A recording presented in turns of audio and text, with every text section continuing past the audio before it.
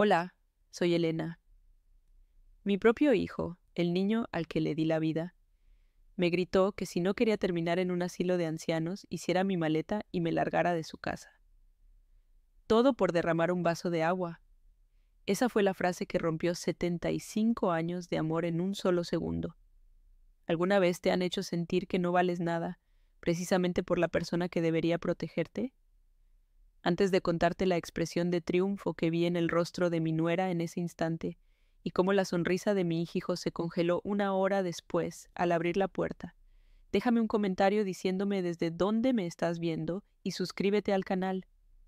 Créeme, no querrás perderte lo que sucede cuando un auto de lujo negro se detiene frente a la casa que yo misma ayudé a pagar. Todo esto sucede aquí, en esta enorme y fría villa de Coral Gables, en Miami. Una casa que parece sacada de una revista de decoración, pero que para mí se ha convertido en una jaula de oro. Vendí mi hogar de toda la vida, el lugar donde crié a Javier y donde cada rincón guardaba un recuerdo de mi esposo Andrés, para darles el dinero.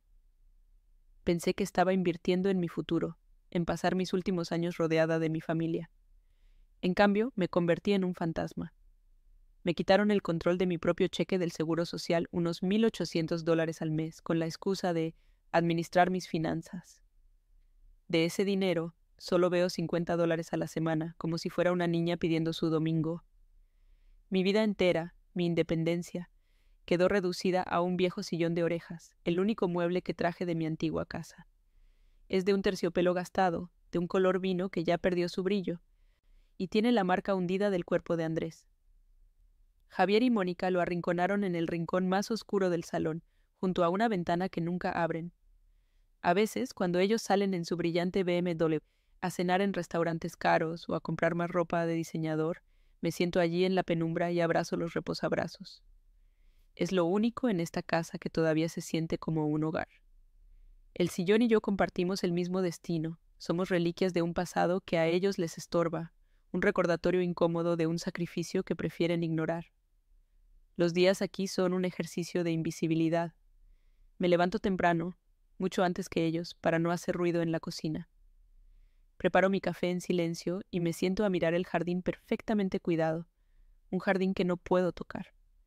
Mónica pasa a mi lado sin darme los buenos días, su mente ya ocupada en su clase de yoga o en el almuerzo con sus amigas.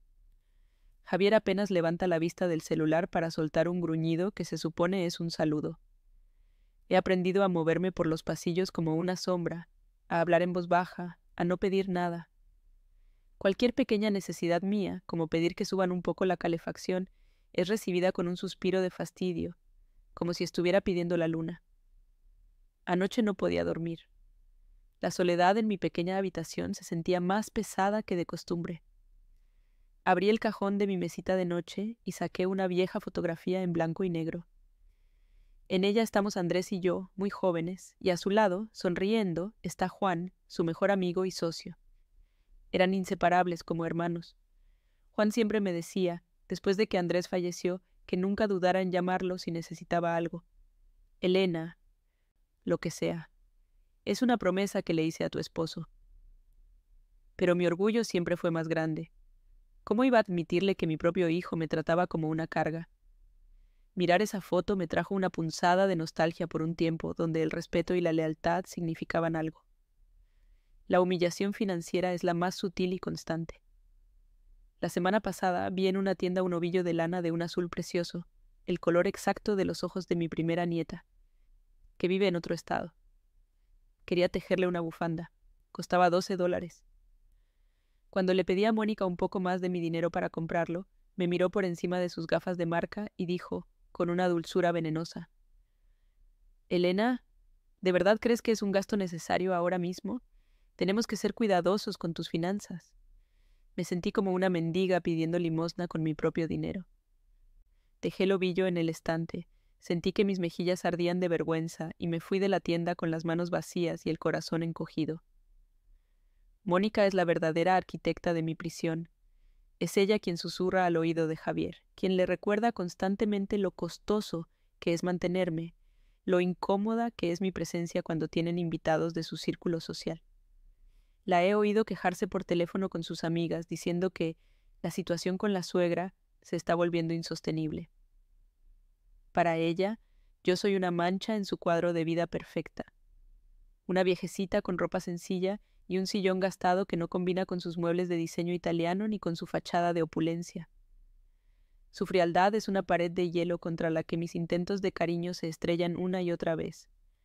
A veces, en los raros momentos en que lo veo solo, intento buscar en el rostro de Javier al niño que crié, el que me traía flores silvestres del parque y me decía que yo era la mamá más bonita del mundo. Pero ese niño desapareció. El dinero, la ambición y la influencia de Mónica lo han transformado en un extraño.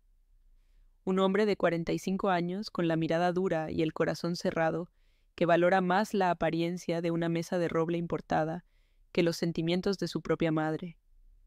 Esta constatación es quizás el dolor más profundo de todos, más que el aislamiento o la falta de dinero. La pérdida irreparable de mi hijo.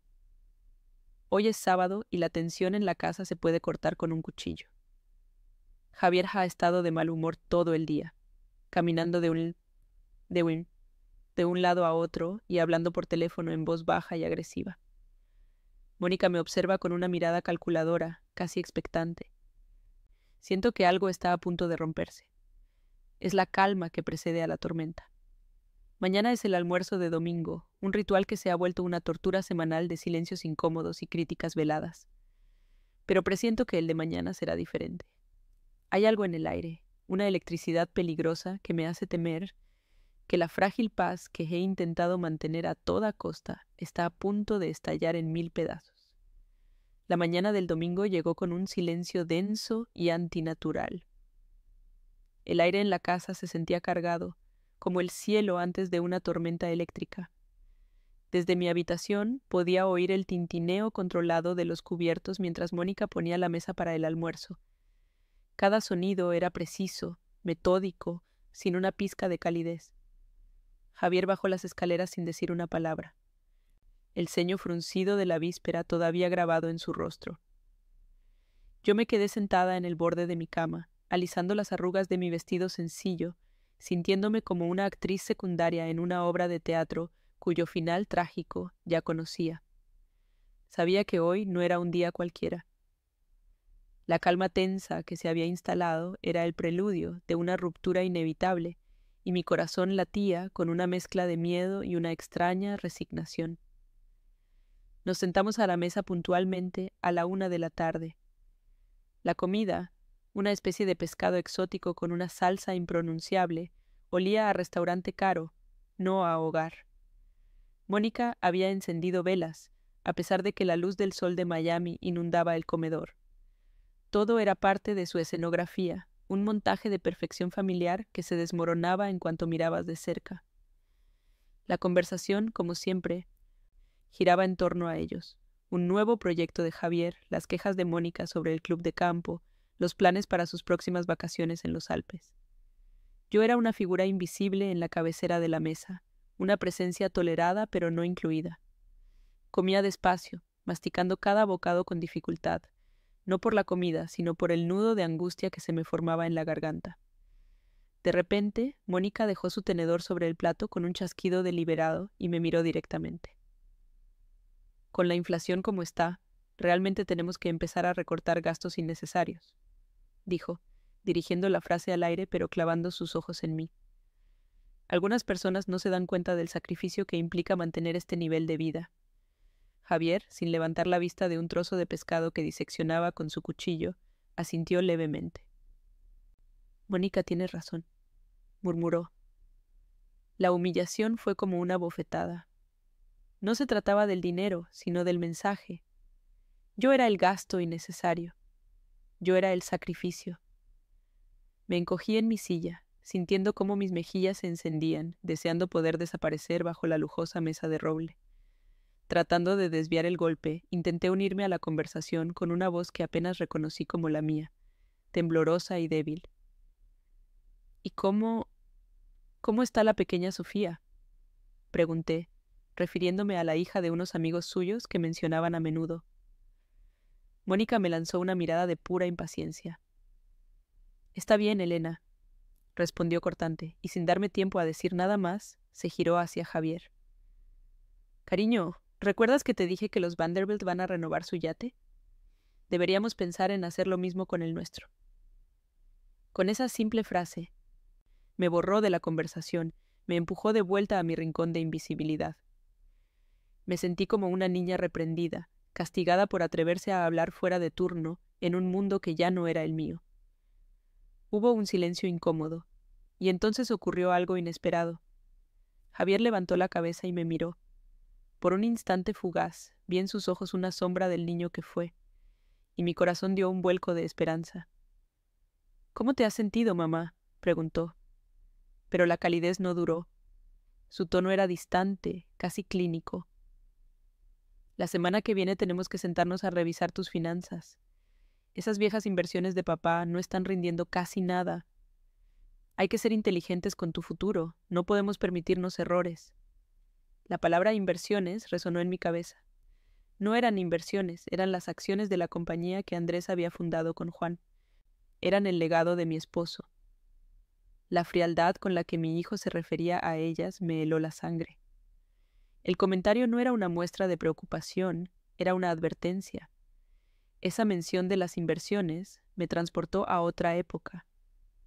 Recordé a Andrés, sentado en nuestro viejo sillón, explicándome con orgullo el valor de esas acciones. Esto es nuestro futuro, Elenita.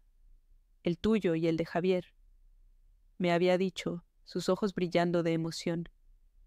Juan y yo hemos construido algo sólido, algo que te cuidará cuando yo no esté. Confié ciegamente en que Javier, su propio hijo, honraría ese legado. Pero ahora, sus palabras frías y calculadoras sembraron en mí una duda terrible. La imagen de la fotografía en mi mesita de noche, con Andrés y Juan sonriendo juntos, apareció en mi mente. Sentí una punzada de arrepentimiento. ¿Por qué nunca llamé a Juan? Mi orgullo me había hecho vulnerable. Me había dejado a merced de la codicia de mi propio hijo. Mis manos de repente comenzaron a temblar. Era un temblor leve, casi imperceptible, producto de la edad y de la tormenta de emociones que se agitaba en mi interior. Busqué la estabilidad en el objeto más cercano. Mi vaso de agua. El cristal era pesado, frío al tacto, y las gotas de condensación resbalaban por su superficie. Mientras mis dedos se cerraban torpemente alrededor del vaso, sentí que todo en la habitación se ralentizaba. El zumbido del aire acondicionado, el reflejo del sol en los cubiertos de plata, la mirada vigilante de Mónica. Cada detalle se magnificó, cargado de una tensión insoportable. Era como si el universo entero contuviera la respiración, esperando que mi fragilidad finalmente cediera. Y entonces, la voz de Mónica cortó el silencio como un látigo. —Elena, ten cuidado con la mesa —espetó, su tono afilado y desprovisto de cualquier amabilidad. Es roble macizo importado de Italia. Costó una fortuna. No me miraba a mí, sino a mi mano temblorosa, y luego a la superficie inmaculada de la mesa. En su universo, el valor de un mueble inerte superaba con creces cualquier consideración por el ser humano que tenía delante, por la madre de su esposo. Su comentario no fue una simple advertencia, fue una declaración de principios. En esa casa, los objetos tenían más derechos que yo. La madera pulida y cara era más importante que mi dignidad. Esperé, con el corazón en un puño, a que Javier dijera algo, a que la defendiera, a que le recordara a su esposa que estaba hablando con su madre. Pero la defensa nunca llegó.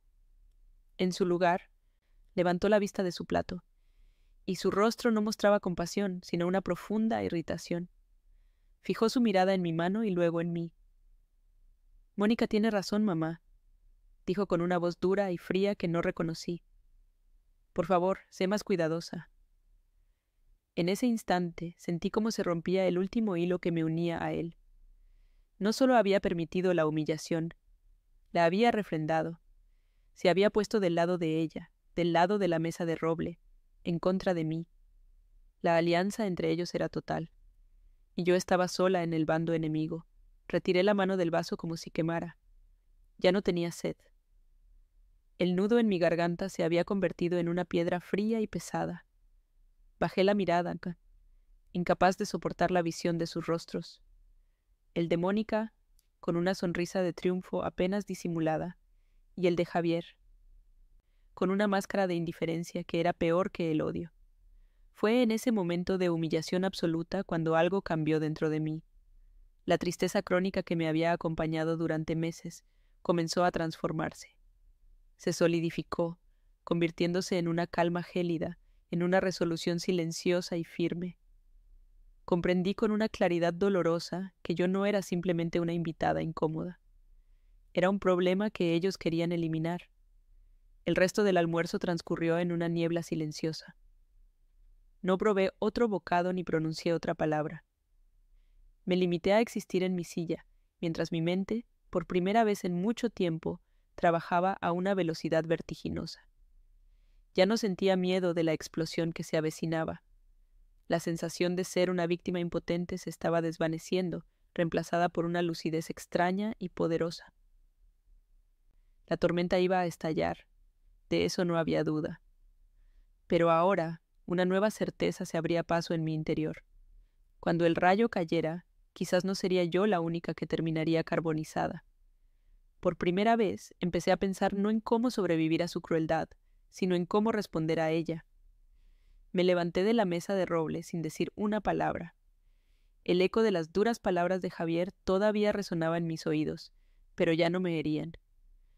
Era como si, al romperse la última fibra de mi amor por el hijo que había criado, una coraza de hielo se hubiera formado alrededor de mi corazón.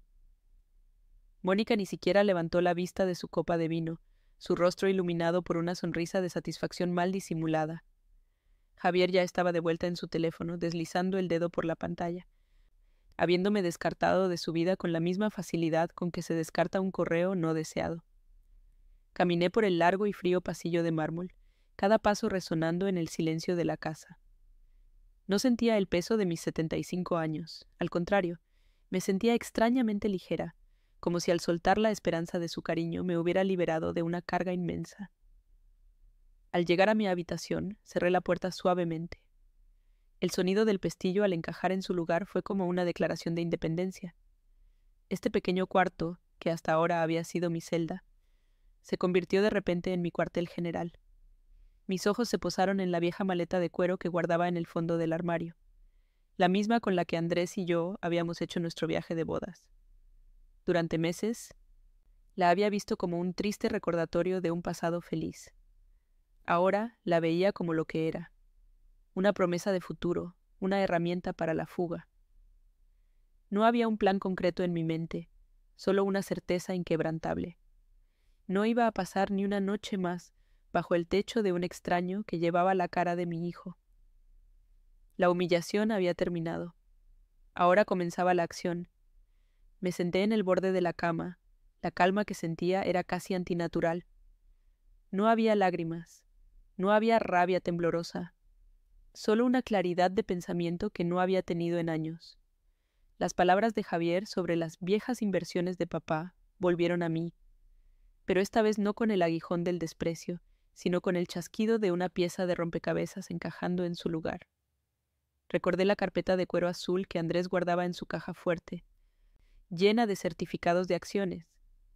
Él me había explicado, con una paciencia infinita, que esas acciones, en la empresa de tecnología que fundó con Juan, eran mi red de seguridad.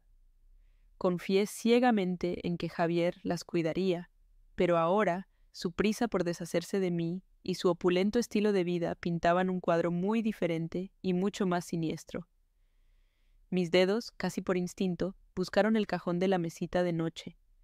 Saqué la fotografía enmarcada de Andrés y Juan, ambos con trajes de los años 80, sonriendo con la confianza de quienes están construyendo un imperio juntos. La promesa de Juan resonó en mi cabeza con una fuerza nueva. Elena, lo que sea, es una promesa que le hice a tu esposo. Mi orgullo, ese estúpido y terco orgullo me había mantenido en silencio, sufriendo en nombre de una lealtad familiar que solo existía en mi corazón. Había protegido la imagen de mi hijo a costa de mi propia dignidad. Mirando la cara honesta de Juan en esa vieja foto, entendí que pedir ayuda no era una señal de debilidad, sino un acto de justicia hacia Andrés y hacia mí misma. Era hora de honrar su legado, no de permitir que fuera saqueado. Con una determinación que me sorprendió, busqué en mi vieja agenda de teléfonos. Allí estaba, bajo la letra J, Juan Vargas, con su número personal escrito con la caligrafía elegante de Andrés. Mis dedos temblaron un poco al marcar los números en el pequeño teléfono que apenas usaba. Cada tono de llamada era un martillazo en mi pecho. ¿Y si no contestaba? ¿Y si había cambiado de número? ¿Y si después de tantos años de silencio ya no le importaba? La ansiedad amenazó con ahogarme, pero la imagen del rostro triunfante de Mónica me dio la fuerza para esperar. Entonces, después del cuarto tono, una voz profunda y familiar, apenas alterada por el tiempo, respondió al otro lado de la línea. ¿Hola? Juan, soy Elena. Elena de la Vega, dije en voz baja, casi un susurro, como si temiera que las paredes de mi propia prisión pudieran oírme. Hubo una pausa de un segundo, y luego la voz de Juan se llenó de una calidez que me rompió por dentro. ¡Elena! ¡Dios mío! ¿Estás bien? Han pasado años. ¿Sucede algo? Su genuina preocupación fue como un bálsamo en una herida abierta. Me tragué el nudo que se formaba en mi garganta y mantuve la voz firme, despojada de autocompasión. Necesito tu ayuda, Juan. Necesito que vengas a buscarme. No entré en detalles sobre el vaso de agua ni la mesa de roble. No era necesario. Los hombres como Juan, los de la vieja escuela, entienden el lenguaje del honor y la desesperación sin necesidad de adornos. Le conté, en frases cortas y precisas, la esencia de la situación. Le dije que Javier me había dado un ultimátum, que tenía que irme. Y entonces dejé caer la frase clave. Mencionó que las inversiones de Andrés, las acciones de la compañía, no estaban rindiendo nada y que había que ser inteligentes con mi futuro. Al otro lado de la línea, el silencio de Juan fue más elocuente que cualquier grito. Fue un silencio denso, cargado de comprensión y de una ira fría. Cuando volvió a hablar, su tono había cambiado. La calidez del amigo seguía ahí, pero ahora estaba apuntalada por el acero del empresario formidable que siempre fue. ¿Qué te dijo exactamente sobre las acciones, Elena? ¿Ha estado gestionándolas por ti? Esa palabra, gestionándolas, pronunciada con un sarcasmo helado, me lo confirmó todo. No estaba loca. Mi sospecha era real. La respuesta de Juan fue inmediata y contundente, sin un ápice de duda. Elena, escúchame con atención. No digas una palabra más, no discutas con él ni con ella. Ve a tu habitación, empaca una maleta pequeña con lo indispensable. Ropa para un par de días, tus documentos y esa foto que sé que guardas. No te preocupes por nada más. Hizo una pausa y pude imaginarlo al otro lado, poniéndose de pie, su mente ya trabajando a toda velocidad. Estaré frente a esa casa en exactamente 1 hora. Un sedán negro. Solo baja cuando yo te llame al celular, ¿entendido? No estás sola en esto, Elena, te lo prometí. Colgó. Y el silencio que quedó en la habitación ya no era de soledad, sino de expectación. Tenía un plan, tenía un aliado. Con un propósito renovado, saqué la vieja maleta de debajo de la cama. El olor a cuero y naftalina llenó la habitación. Un aroma de tiempos pasados que, sin embargo, olía a libertad. Comencé a empacar con una eficiencia metódica. Un par de vestidos sencillos, mi neceser, la ropa interior. Doblé cuidadosamente la fotografía de Andrés y Juan y la coloqué entre las prendas. Luego, busqué en el fondo del cajón la carpeta de cuero azul que había logrado rescatar de mi antigua casa. No sabía exactamente qué contenían esos viejos papeles, pero mi instinto me decía que eran importantes. Mientras guardaba la carpeta en la maleta, oí una carcajada proveniente del piso de abajo. Era la risa de Mónica, despreocupada y cristalina. Ellos celebraban mi partida, sin saber que estaban celebrando el principio de su propio fin. Cerré la maleta y la coloqué junto a la puerta. Me senté en mi viejo sillón de orejas por última vez, el único mueble que me había acompañado en esta travesía. Desde allí podía ver un trozo de la calle a través de la ventana. El sol de la tarde bañaba de oro las palmeras perfectamente podadas del vecindario. La espera no fue ansiosa, sino serena. Me sentía como una espectadora en el acto final de una obra de teatro. Había interpretado mi papel de víctima durante demasiado tiempo. Ahora, sentada en la penumbra, esperando la llegada de un sedán negro, me preparaba para mi cambio de rol. El de ellos también estaba a punto de cambiar drásticamente, aunque todavía no lo supieran. La sonrisa de Javier se había congelado en mi mente.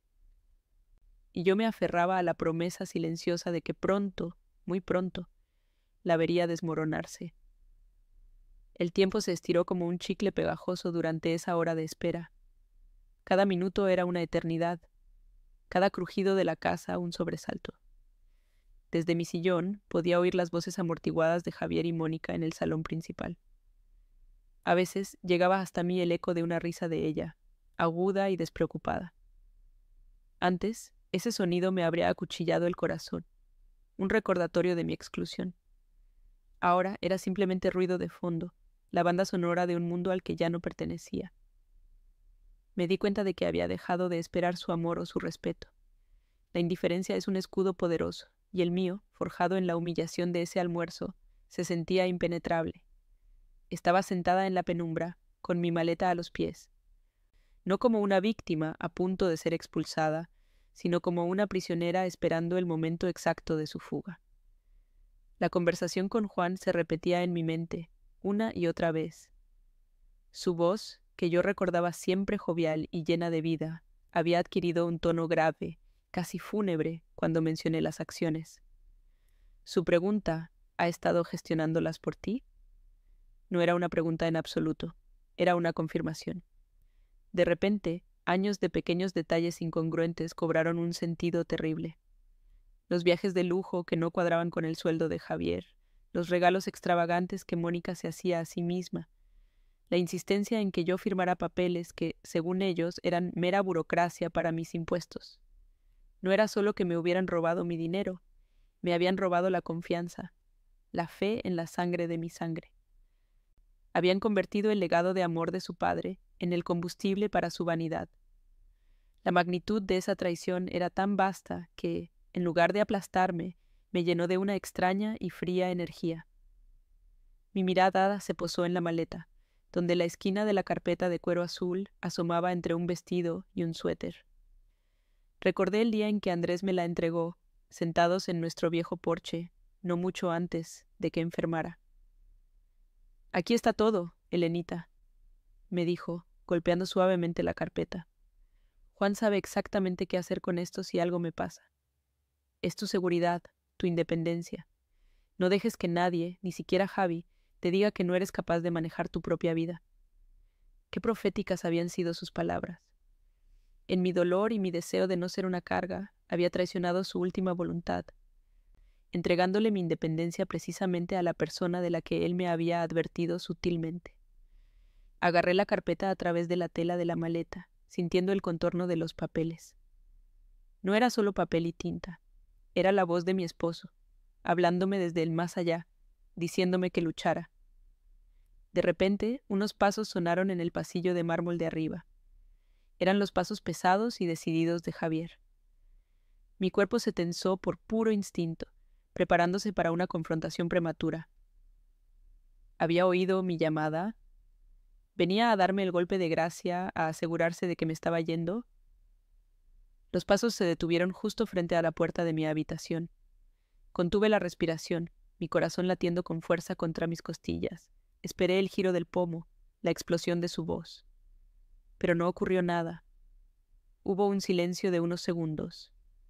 Y luego los pasos continuaron, alejándose hacia su oficina al final del pasillo. Exhalé lentamente. Ni siquiera se le había ocurrido mirar. Para él, yo ya no estaba allí.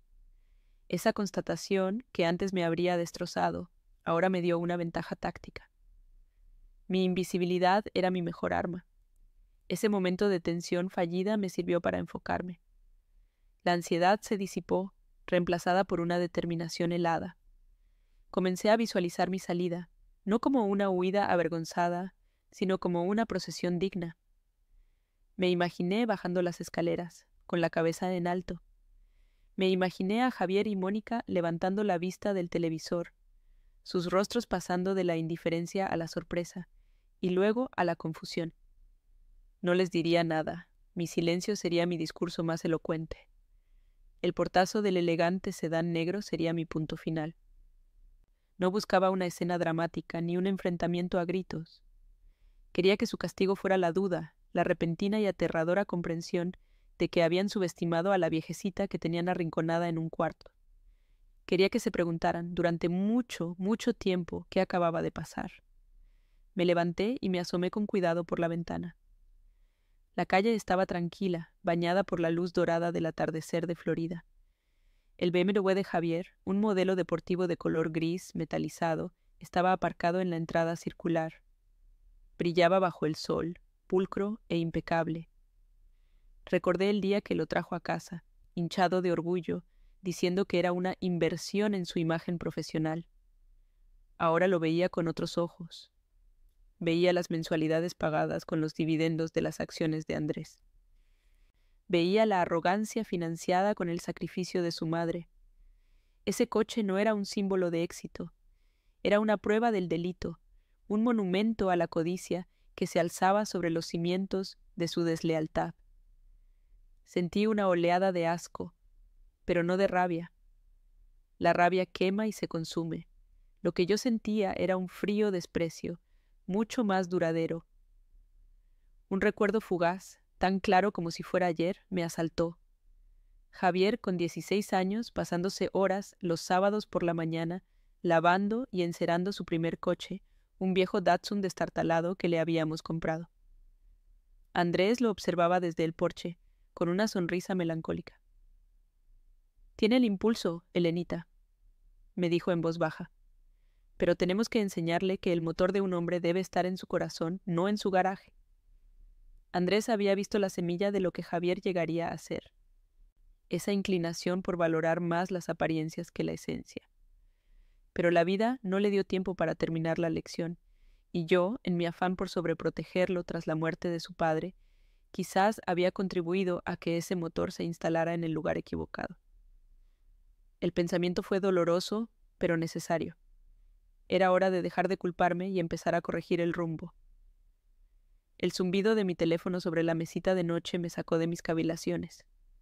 Fue un sonido tan inesperado que mi corazón dio un vuelco. Lo cogí con manos temblorosas. Era un mensaje de texto de un número que no tenía guardado, pero que sabía perfectamente de quién era. El mensaje era breve, casi militar en su precisión, y cada palabra era una descarga eléctrica de adrenalina pura. 5 minutos, mantente lista. Ya no había vuelta atrás. El plan, que hasta ahora había sido una idea abstracta, una fantasía de liberación, se había vuelto tangible, inminente. La cuenta atrás había comenzado. Sentí cómo una calma sobrenatural descendía sobre mí, la calma del soldado que espera en la trinchera justo antes de que suene el silbato para el asalto. El miedo se había evaporado, dejando solo un vacío lleno de propósito. Me puse de pie, sintiendo una fuerza en mis piernas que no había sentido en años. Alicé mi vestido, me miré en el pequeño espejo del armario y vi a una mujer que no reconocía del todo. Mis ojos, habitualmente nublados por la tristeza, tenían un brillo acerado. Mis hombros, normalmente encorvados por el peso de la resignación, estaban rectos. Cogí mi bolso y luego el asa de la vieja maleta de cuero.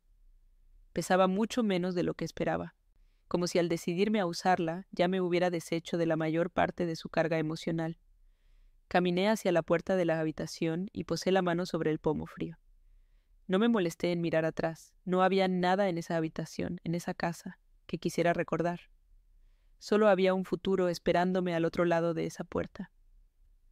Mi teléfono vibró de nuevo, esta vez con una llamada. Contesté al primer tono.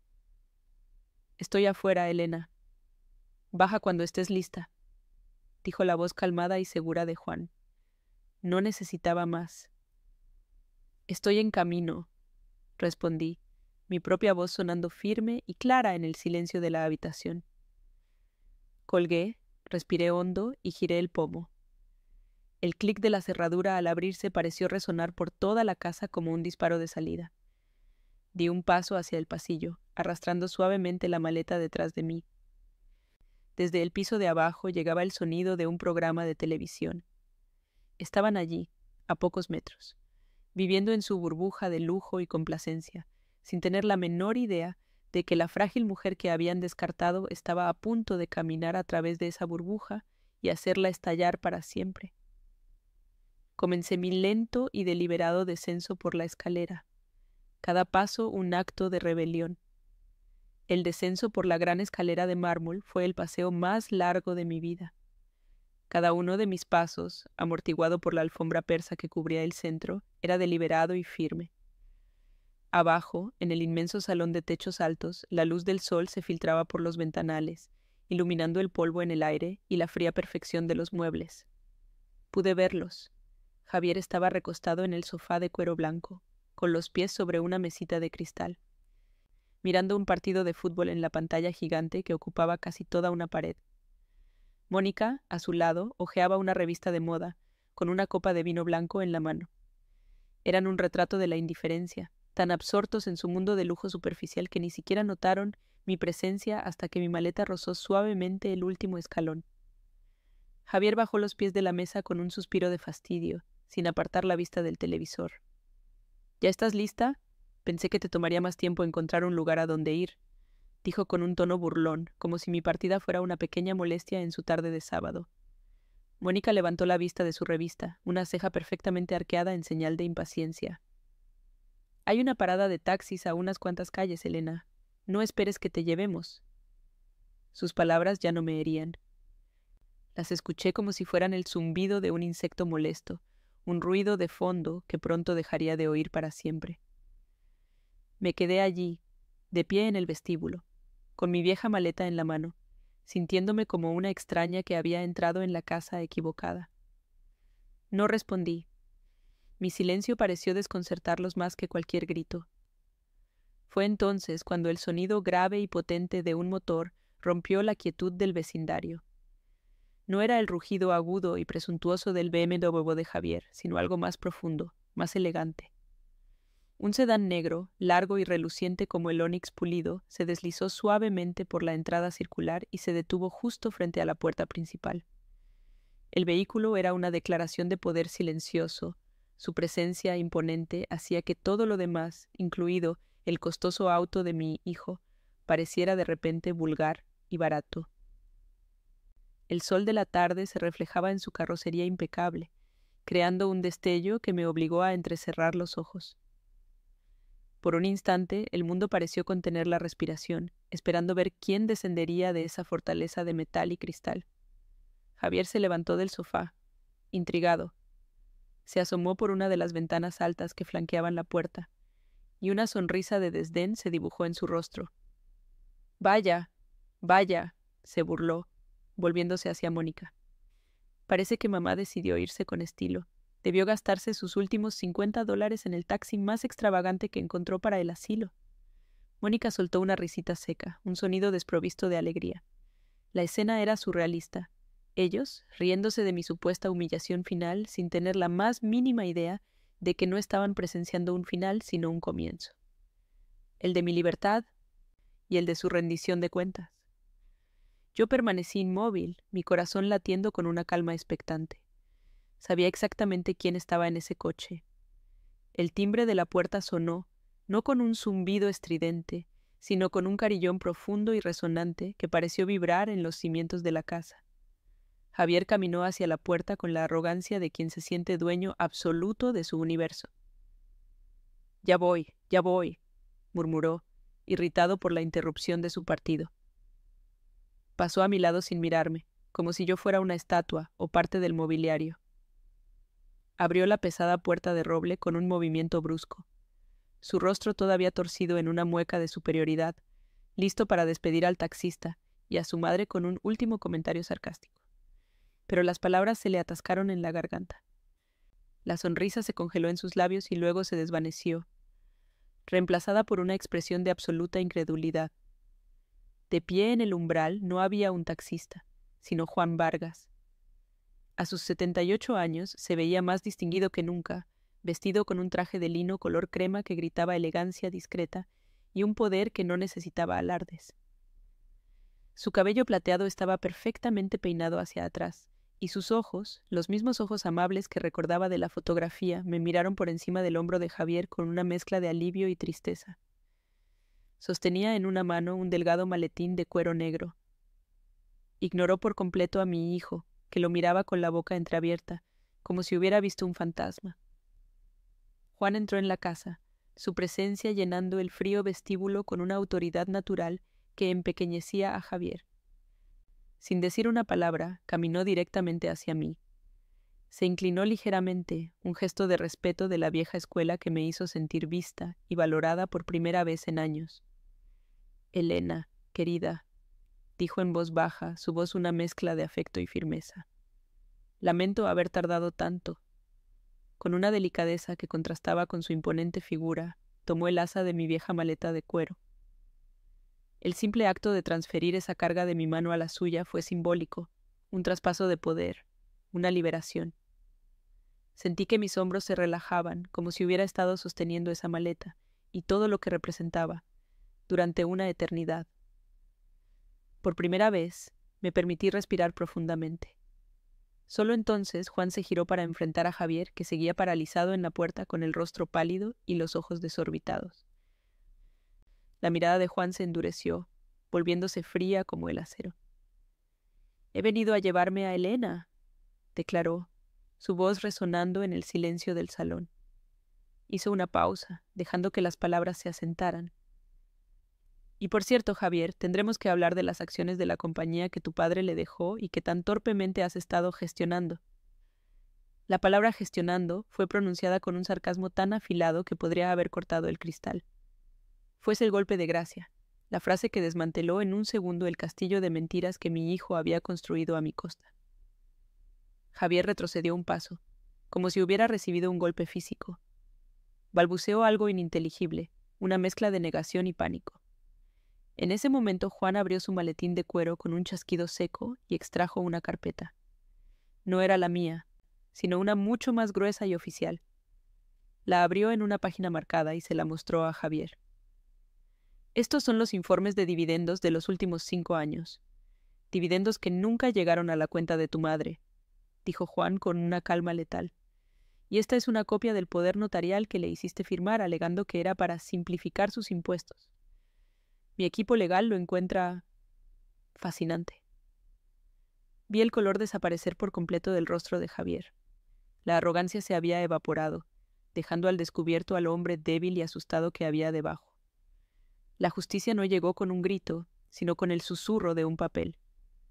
Mónica, que había estado observando la escena desde la seguridad del sofá, se puso de pie de un salto, la copa de vino temblando en su mano. Su rostro, normalmente una máscara de fría compostura, estaba descompuesto por el pánico. Vio su mundo de yachts, clubes de campo y ropa de diseñador desmoronarse ante sus ojos. Su mirada se cruzó con la mía por un instante, y en ella no vi arrepentimiento, sino puro y absoluto terror. No le devolví la mirada. Ya no me importaba. Su destino estaba ahora ligado al de mi hijo. Y yo ya no formaba parte de esa ecuación tóxica. Eran el uno para el otro, unidos no por el amor, sino por la codicia que ahora los destruiría. Con una mano en mi espalda, guiándome suavemente, Juan me condujo hacia la puerta abierta. No miré atrás. No necesité hacerlo. Podía sentir la atmósfera de la casa implosionando a mis espaldas, el silencio lleno de acusaciones no dichas y de la inminente ruina financiera. Al cruzar el umbral hacia la luz del sol, sentí que cruzaba una frontera invisible entre mi pasado de sumisión y mi futuro de dignidad. El aire de la tarde en Miami nunca me había parecido tan fresco, tan limpio.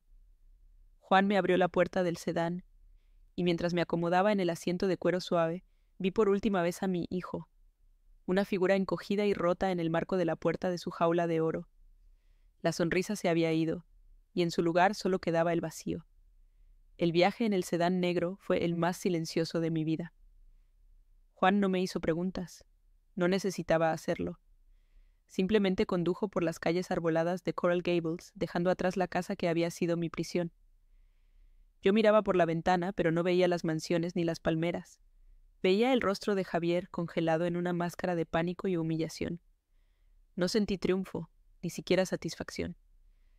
Solo un vacío inmenso, el tipo de vacío que queda cuando se amputa una parte de ti que ya estaba muerta. Apoyé la cabeza en el frío cristal de la ventanilla y por primera vez en años sentí que el nudo en mi pecho comenzaba a deshacerse, no con lágrimas, sino con una profunda y agotadora sensación de alivio. La batalla había terminado, y aunque había perdido a un hijo, había comenzado a recuperarme a mí misma. Juan me llevó a un elegante apartamento en Brickell, con vistas a la bahía. Me explicó que era una de sus propiedades y que podía quedarme todo el tiempo que necesitara. «Aquí estarás segura, Elena», me dijo mientras dejaba mi vieja maleta en el suelo de un dormitorio espacioso y lleno de luz. «Mi equipo ya está trabajando en esto. Mañana por la mañana, mis abogados se pondrán en contacto contigo. No tienes que preocuparte por nada más que por descansar». Por primera vez en meses, no me sentí como una carga, sino como alguien digno de cuidado y protección. Esa noche dormí profundamente, sin pesadillas, en una cama que no era mía, pero en un lugar donde mi presencia era bienvenida, no tolerada. El silencio ya no era un signo de soledad, sino de paz. La reunión con los abogados, 2 días después, fue brutalmente reveladora. En una sala de conferencias con vistas al océano, me explicaron con gráficos y documentos la magnitud del desfalco de Javier. Las acciones que Andrés me había dejado no eran viejas inversiones que no rendían nada. Eran una participación significativa en una empresa tecnológica que había despegado de forma espectacular. Los dividendos anuales solos eran suficientes para vivir una vida de lujo. Javier los había estado desviando sistemáticamente a sus propias cuentas, usando un poder notarial fraudulento. La casa de Coral Gables, el BMW, los viajes a Europa, las joyas de Mónica, todo había sido comprado con mi dinero. El patrimonio total que me había ocultado ascendía a varios millones de dólares. La cifra era tan astronómica que al principio no pude procesarla. Sentada frente a esos papeles, no sentí la euforia de ser rica. Sentí una tristeza tan profunda que me robó el aliento. Cada dólar robado era una prueba de una mentira, una traición calculada. No había sido un error o una mala gestión. Había sido un plan deliberado, ejecutado durante años por mi propio hijo. Comprendí que el niño que yo había criado, el que me traía flores silvestres, había muerto hacía mucho tiempo. El hombre que ocupaba su lugar era un extraño, un ladrón con mi sangre y el apellido de su padre. En esa fría sala de juntas, finalmente hice el duelo por mi hijo. Lloré, no por el dinero, sino por la pérdida irreparable de la persona que más había amado en el mundo, después de mi esposo, y con esas lágrimas lo dejé ir para siempre. Las consecuencias para Javier y Mónica fueron rápidas y devastadoras. El equipo legal de Juan no se anduvo con rodeos.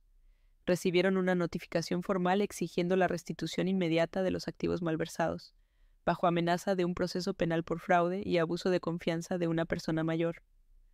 Se congelaron sus cuentas bancarias. El lujoso BMW fue embargado. La hermosa villa de Coral Gables, el escenario de mi humillación, fue puesta en el mercado para liquidar parte de la deuda. Me contaron que los muebles de diseño italiano, incluida la infame mesa de roble, se vendieron en una subasta por una fracción de su valor. Su mundo, construido sobre los cimientos de mi confianza rota, se derrumbó como un castillo de naipes en un vendaval. Juan me mantuvo informada, no por morbo, sino para que supiera que se estaba haciendo justicia. Me dijo que la relación entre Javier y Mónica se había desintegrado bajo la presión. Sin el dinero que los unía, solo quedaba la recriminación y el desprecio mutuo. Se culpaban el uno al otro en una espiral de amargura. Mónica, al parecer, lo abandonó tan pronto como se dio cuenta de que el estilo de vida opulento había terminado para siempre, dejándolo solo para enfrentar las ruinas de su vida. No me alegré de su miseria. Simplemente la observé desde la distancia, como se observa el resultado inevitable de una serie de malas decisiones. Su castigo no vino de mí, sino de la fragilidad de su propia alianza codiciosa. Con una parte de los fondos recuperados, compré mi propio apartamento, también en Brickell, no muy lejos del de Juan.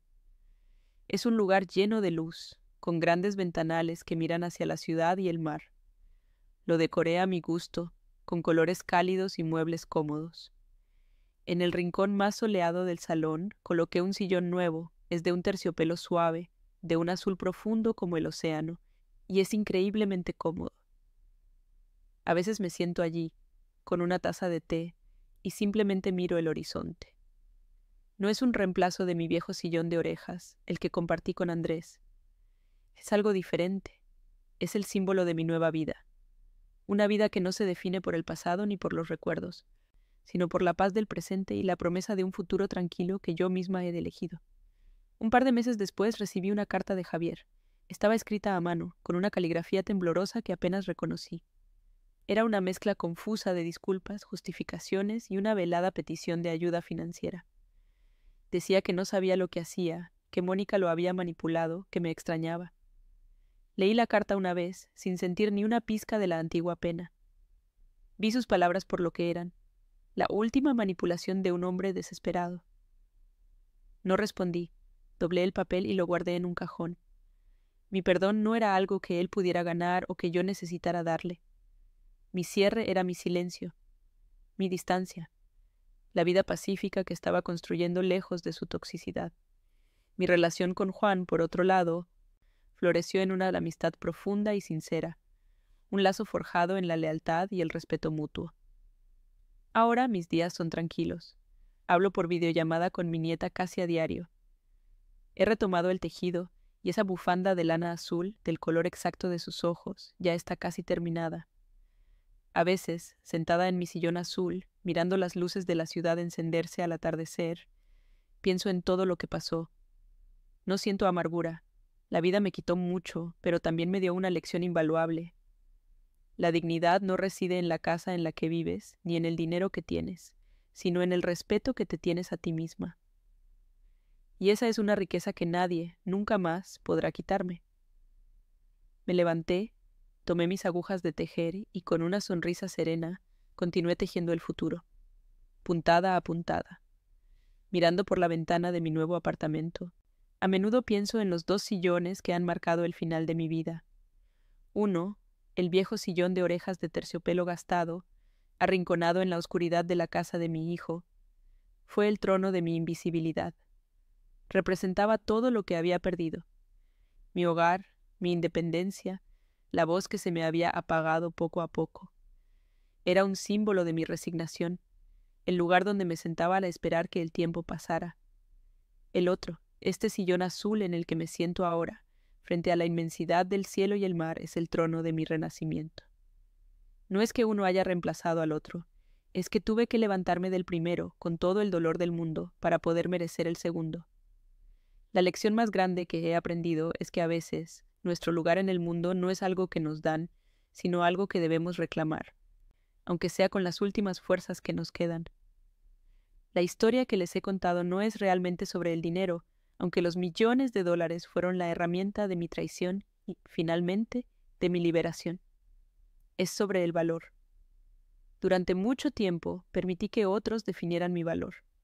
Mi valor era el dinero que podía aportar, la conveniencia de mi silencio, la facilidad con la que podían manejarme.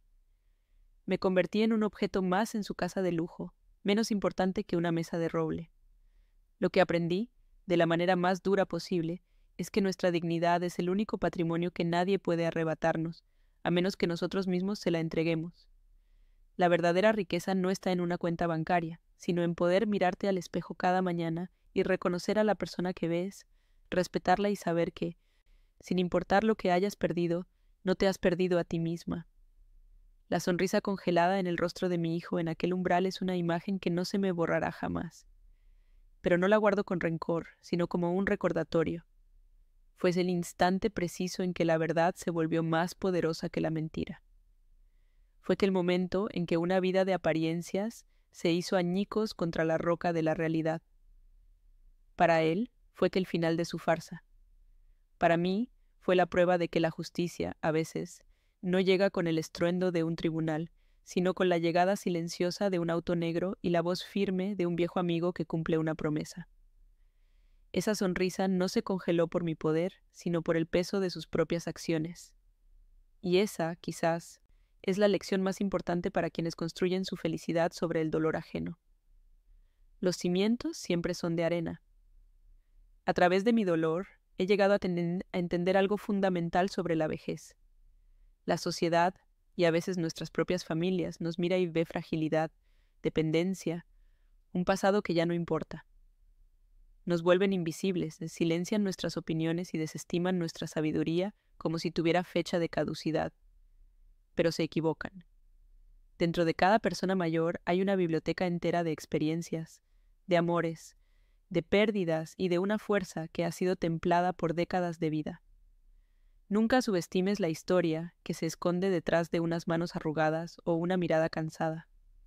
A veces, la persona que parece más débil es la que ha librado las batallas más duras y la que, en el momento preciso, puede demostrar una fortaleza que nadie esperaba. Mucha gente me pregunta si he perdonado a Javier. La verdad es que he dejado de hacerme esa pregunta. El perdón, para mí, no se trata de absolverlo a él, sino de liberarme a mí. Mi cierre no vino de una disculpa que sé que nunca será sincera, ni de una reconciliación que sería imposible.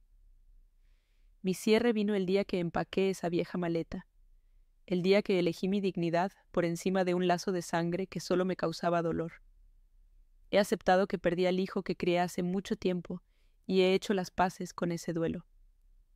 Ahora, mi energía no se gasta en mirar hacia atrás con amargura, sino en tejer literalmente un futuro de paz para mí y para los que sí valoran mi presencia en sus vidas. Quizás, al escuchar mi historia, te has visto reflejado en ella. Tal vez no por una traición tan grande, pero sí en esos pequeños momentos en los que te han hecho sentir que no vales, que tu voz no importa o que eres una carga. A todos nos ha pasado. La pregunta no es si nos herirán, sino qué haremos con esa herida. ¿Dejaremos que nos defina y nos hunda en un sillón en la oscuridad? ¿O la usaremos como el combustible para levantarnos y caminar hacia la puerta, aunque nuestras piernas tiemblen? Tu historia importa. Tu dignidad no es negociable, y tu fuerza, aunque a veces no la sientas, está ahí, esperando el momento justo para revelarse. Si mi viaje desde la invisibilidad hasta la autoafirmación te ha conmovido o te ha hecho pensar, te pido que compartas esta historia. Compártela con alguien que necesite recordar su propio valor, o con alguien que necesite ser recordado de tratar a sus mayores con el respeto que merecen. Suscríbete a este canal, donde seguiremos compartiendo historias reales de resiliencia y justicia, para que juntos construyamos una comunidad donde ninguna voz sea silenciada. Déjame un comentario contándome qué lección te llevas de mi experiencia. Tu participación es lo que da sentido a haber roto mi silencio. Gracias por escucharme.